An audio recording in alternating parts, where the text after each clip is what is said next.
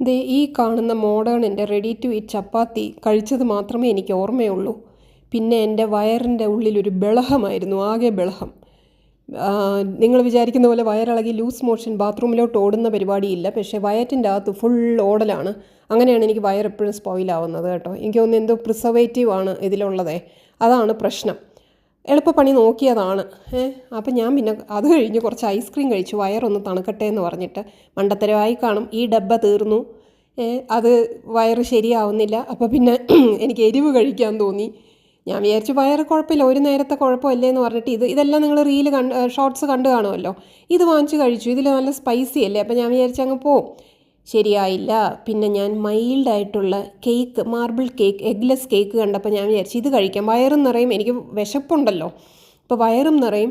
ഈ ബാത്റൂമിലൊന്നും അങ്ങനെ ഓടിപ്പോകത്തൊന്നുമില്ല, ഞാൻ രാവിലെ മാത്രമേ പോവുള്ളൂ. പക്ഷേ ഫുൾ ഡേ ഇങ്ങനെ വയറ്റിൻ്റെ ഉള്ളിൽ ഗുളുഗുളുന്നിരിക്കും. അതാണ് ഒരു പ്രത്യേക രീതി. ഞാൻ കുറേ ജീരകമൊക്കെ എടുത്ത് ചവച്ച് നോക്കി, എന്നിട്ടൊന്നും രക്ഷയില്ലായിരുന്നു. എന്നിട്ട് ഈ ഡബ്ബ ഐസ്ക്രീം ഞാൻ കുറച്ചൊന്ന് അറ്റാക്ക് ചെയ്തു. പക്ഷെ മനസ്സിലായി കാര്യം കയ്യിൽ നിൽക്കുന്നില്ല.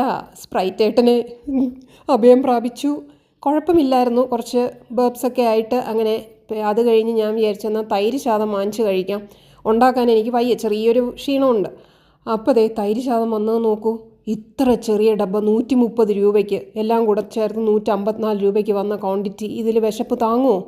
പിന്നെ ഞാൻ വേറെ കുറച്ച് ഫ്രൂട്ട്സും കൂടെ വാങ്ങിച്ചു. ചെറുപഴം, ആപ്പിള്, നേന്ത്രപ്പഴം.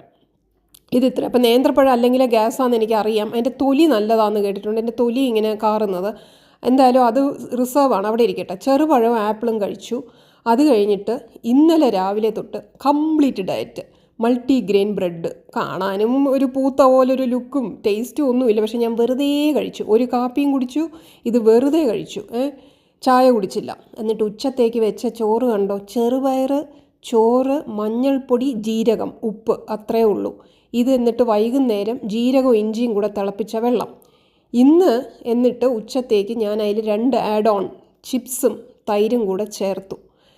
അങ്ങനെ ഈ ഗാഥ തുടരുമോ, ഇന്നിവിടെ തീരുമോ എന്നറിയില്ല. എന്തായാലും ഞാൻ കഴിക്കേണ്ടതെല്ലാം കഴിക്കുന്നുണ്ട്.